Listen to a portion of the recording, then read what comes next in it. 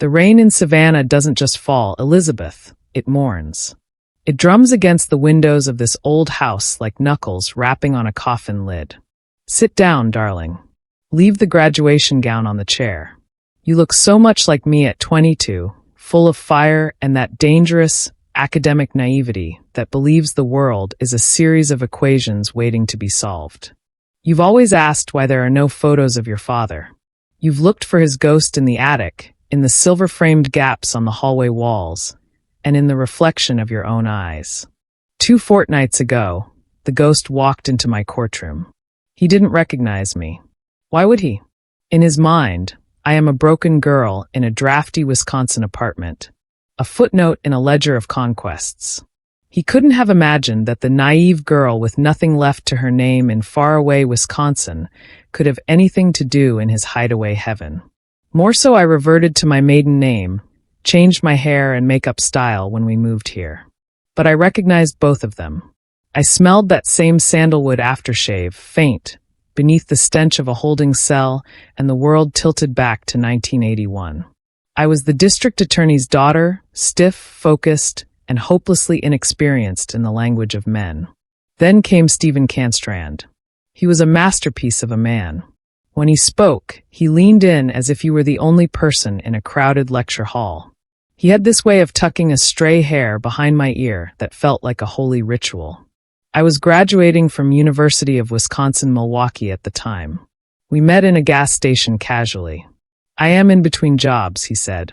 Nothing specific going on at present, he said, but exhibited a confidence that assured he was headed for greatness. We were married by the spring of 1982.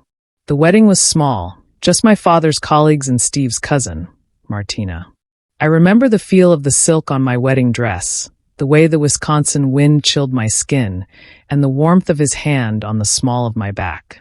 He told me his parents had died in a horrific wreck when he was 10. He spoke of an uncle in New Mexico who was too frail to travel but sent long rambling letters and expensive turquoise jewelry. Martina, his second daughter, lived in Greenfield, is said to have always been pretty close with your father. She visited often. We'll go see him soon, Dee, he'd whisper against my neck. Just as soon as I land this promotion. I want to arrive as a success, not a beggar. The most brilliant part of his lie, Lizzie, was his humility. He played the struggling provider with the dedication of an Oscar winner. In our second year, when my father passed away and left me the keys to a kingdom, the Milwaukee properties, the blue-chip stocks, the liquid capital that could have bought us a mansion, I tried to let him be responsible for it and integrate him legally. Steve, I said, laying the ledger on the dinner table. The steam from the pot roast rose between us like a veil. Take it. Start that logistics firm you're always dreaming about. We don't have to live like students anymore. He didn't grab it. He didn't even look at the numbers. He pushed the ledger back toward me with a slow, mournful shake of his head. No, Diana. That's your father's legacy. It's sacred. I want to build our life with these, he said, holding up his hands. They were beautiful hands, long-fingered, uncalloused. I couldn't live with myself if I risked your security on my ambitions. I'm a man. I should provide the honest way. He rejected my offer twice. Once at dinner, and once on a snowy night when I begged him to let me pay off our mounting credit cards. He grew angry, a controlled, righteous anger. Your belief in me is all I need, he snapped, his voice a cold blade. Not your charity. By the third year, the air in our home grew heavy. I became pregnant with you. When I told him, the light in his eyes didn't just dim, it extinguished. I'm not ready, Diana. This time he called my name in full. His voice was like a dry parchment. I wanted to give you a kingdom, not a mortgage. I'm failing you. The company is stalling, and I have nothing to give my daughter. My heart broke. I thought I was being a hero. That rainy Tuesday in 1984, I sat him down in the study, surrounded by the smell of old leather and my father's law books. Take my father's estate, Steve, I said, my voice thick with desperation. I practically forced the pen into his hand. The properties, the trust fund, the power of attorney. Use it as the capital. Build your dream so we can finally be a family. Do it for the baby. He played the part perfectly. He shook his head, his eyes moist. I can't risk your future, Dee. I don't deserve this. I insisted. I practically screamed at him to take it. I remember the scratch of the nib on the legal documents, the sound of my own undoing. He kissed my forehead, and for the first time in weeks, he smiled. It was the smile of a man who had just finished a marathon. The final week was a blur of efficiency. He was tying up loose ends at his old job. On a Thursday morning, he kissed me goodbye. 2 nights, Dee. One last trip for the company, and then I'm all yours. Forever. By Saturday, the silence in the house was screaming. First thing on Monday, I called North Shore Logistics. I'm sorry, the receptionist said, her voice tinny and bored. We have no Stephen Canstrand on record. Never have. I felt a coldness start in my marrow. I ran to the desk where we kept our photos. The silver frames were there, but they were empty. My wedding album? Every page where he appeared had been neatly excised with a razor blade. He had surgically removed himself from my reality. I drove to Martina's apartment. The door was ajar. The rooms were stripped bare. No furniture, no clothes, only the faint, lingering scent of her perfume and a single cigarette butt in the sink. He took the money. He took the memories. And he left me with a belly that was just beginning to swell with you. When the realization finally settled, that I was a widow to a man who never lived, the world lost its color. I remember sitting on the floor of our nursery, the walls painted a hopeful, pale yellow, surrounded by empty picture frames. The house felt like a hollowed-out bone. He hadn't just stolen the money, Elizabeth. He had stolen my capacity to trust the ground beneath my feet. I was 24, 6 months pregnant, and the bank was calling to tell me that the power of attorney I had so desperately forced upon him had been used to liquidate every cent of my father's legacy in 48 hours. The Milwaukee properties? Sold. The trust funds? Drained. Even the jewelry my mother left me, tucked away in a safe deposit box he'd convinced me to consolidate, was gone. I stood in the shower for hours, scrubbing my skin until it was raw, trying to wash off the phantom touch of a man who was a ghost. I could still smell his sandalwood aftershave in the towels. I could still hear his smooth, cello-like voice promising me a kingdom. The betrayal wasn't a single blow. It was 1,000 tiny punctures. 3 months later, you arrived. The labor was long and lonely. There was no husband to hold my hand, no cousin Martina to bring flowers. There was only the sterile white light of the delivery room and the fierce burning realization that I was all you had. When the nurse placed you in my arms and I saw that tiny, stubborn set to your jaw, my father's jaw, something in me clicked. The grief evaporated. In its place grew a cold, crystalline ambition. I couldn't stay in Milwaukee. Every street corner held a memory of a lie. Every face looked like a potential accomplice. 6 months, I sold what little furniture remained, packed your diapers into a rusted sedan, and drove south. I chose Georgia because the air was thick and different, and because I needed a place where the frost couldn't reach my heart. I needed a total rebirth, physically, mentally, and spiritually. I lived in a studio apartment in Atlanta that smelled of boiled cabbage and damp carpet. During the day, I worked as a legal secretary, typing briefs for men who weren't half as smart as my father. At night, while you slept in a crib made from a dresser drawer, I went back to school and buried my head in law books. I didn't just want to practice law, I wanted to become it. I wanted to understand the mechanics of how a man could erase himself. I studied fraud, maritime law, corporate shells, and identity theft with the hunger of a wolf. I graduated at the top of my class while you were learning to ride a bike. I never went on a date. I never let a man pass the front door. My heart was a locked room, and I had thrown away the key. For 20 years, I climbed. I became a prosecutor, then a senior partner, and finally, 4 years ago, I took the bench. I became the Iron Judge. I was known for my lack of patience for liars. I could smell a perjurer from the hallway. I lived a quiet life. We moved to this house in Savannah, with its weeping willows and its heavy protective gates. I told you your father died in a tragic accident before you were born. It wasn't a lie, the man I loved had died. He had died the moment I realized the smile he had when he signed those papers. But I never stopped looking at the names on my dockets. Every Stephen, every Canstrand, every New Mexico address caught my eye. I was a hunter who had forgotten she was hunting until 6 weeks ago. The case seemed mundane. Wilmington versus Wilmington. A high-asset divorce after 24 years of marriage. The wife, Judith Wilmington, was alleging domestic battery and seeking a total division of their substantial estate. I was skimming the file over my morning coffee when a word leaped off the page like a spark. Item 14. One 19th century gold pocket watch, engraved EM. My breath hitched. My grandfather's name was Elias Miller. That watch had been in the Milwaukee safe deposit box. I turned the page. Item 22. Deed to lakefront acreage, Vilas County, Wisconsin. I felt a roar in my ears. I looked at the petitioner's name, Judith Wilmington. I pulled up her driver's license photo on my computer. The woman staring back at me was older, her face pulled tight by expensive surgery, but those obsidian eyes were unmistakable. It was Martina. She wasn't his cousin. She had never been his cousin. She was his partner. His wife. His lover. They had taken my life, moved to a different state, changed their names to Wilmington, and built a golden empire on the bones of my father's hard work. The day of the hearing. I put on my robes. The black silk felt like armor. I walked into the courtroom and sat on the bench, looking down from my height of authority. Judith sat at the petitioner's table, draped in pearls and faux outrage. She looked at me and saw only a judge, a tool to be used to get her half of the loot. She didn't recognize the reserved girl who always baked cookies for her whenever she visited. Why would she? I had spent over 20 years forging a different face.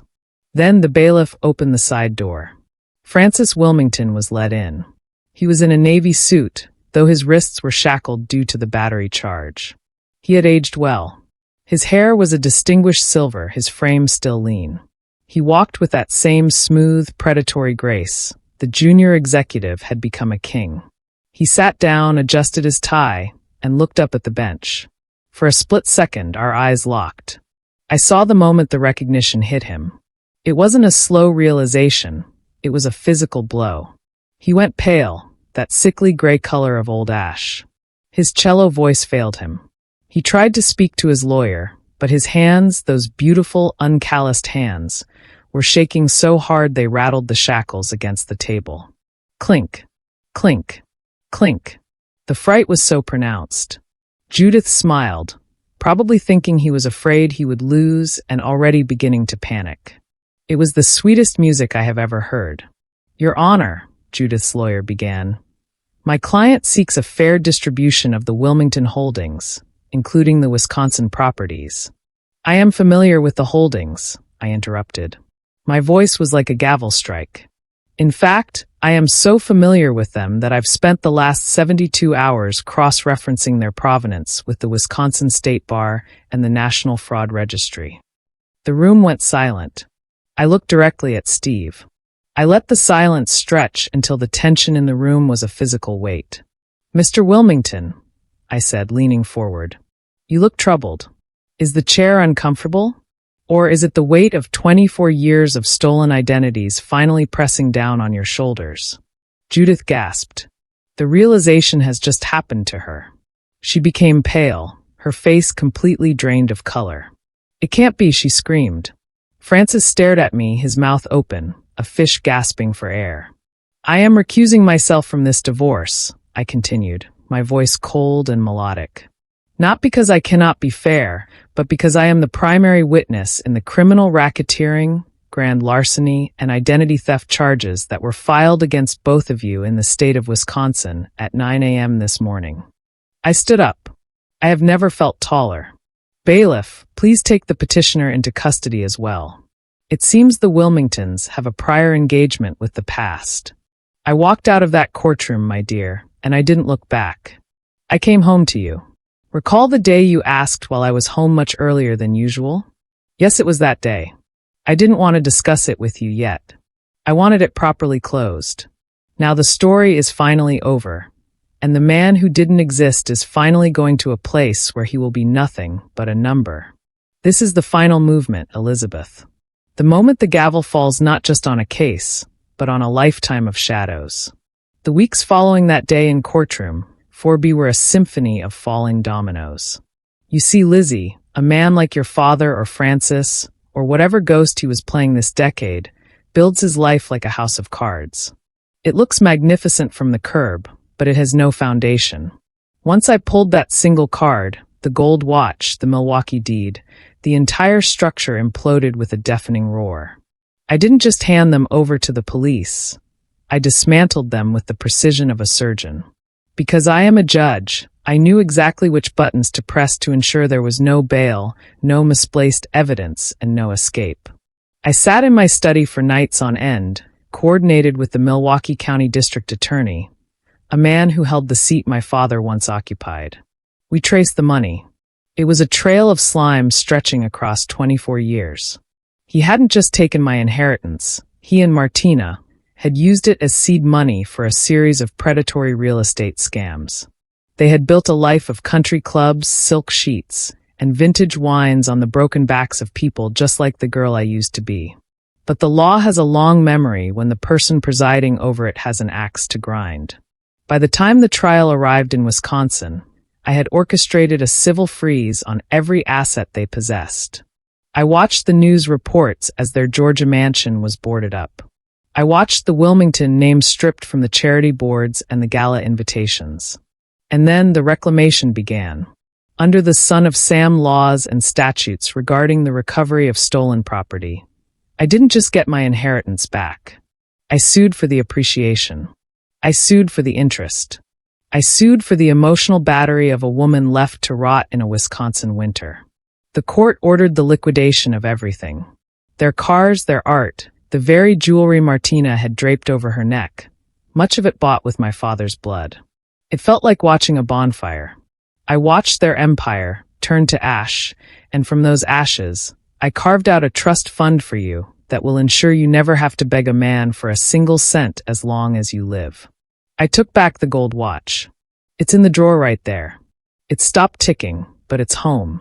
That was why I went to Wisconsin recently. I needed to be at the final sentencing.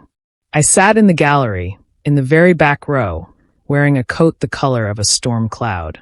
When they were let in, they looked small. Without the expensive suits and the bravado, Steve, I still think of him as Steve, the boy who stole my spring, looked like a graying, frightened animal. Martina looked bitter, her face a mask of lines that no amount of cream could hide. The judge, a hard-faced woman who reminded me of myself, didn't mince words. "You didn't just steal money," she said, her voice echoing in the hallowed room. "You stole time. You stole the peace of a family. You lived a 24-year lie, and the bill has finally come due." Steve turned his head then. He looked toward the back of the room. He found me. For the first time in my life, I just stared at him. I felt nothing. He was just a man in a jumpsuit, a convict with a number. He tried to mouth something. I'm sorry, perhaps, or maybe just my name. I didn't blink. I didn't nod. I simply watched as the bailiffs took them away. 15 years for him. 12 for her. In a cell, there are no business trips. There are no New Mexico uncles. There is only the concrete and the truth. So here we are. The rain has stopped, Elizabeth. Look out the window. The moon is catching the Spanish moss, making the trees look like they're draped in silver. I kept this from you because I wanted you to grow up in the light. I didn't want you to be the daughter of a con man or the daughter of a victim. I wanted you to be the daughter of a judge. I wanted you to believe that the world was a fair place, even if I had to spend 20 years rigging the scales to make it so. But today you graduated. You have your own degree. You have your own strength. You deserve the truth of your blood. You come from a line of people who seek the law, and you were born from the fire of a woman who refused to be erased. I am not a victim anymore, and you are not a secret Elizabeth. Tomorrow, we're going to the bank. I'm putting your name on the deeds. We're going to take that recovered money, and we're going to do something beautiful with it. We're going to build something that isn't a lie. But tonight, we just sit here. In a house full of photos. Our photos. Because the paper husband is gone, and the real life, the one we built with our own two hands, is the only thing that matters.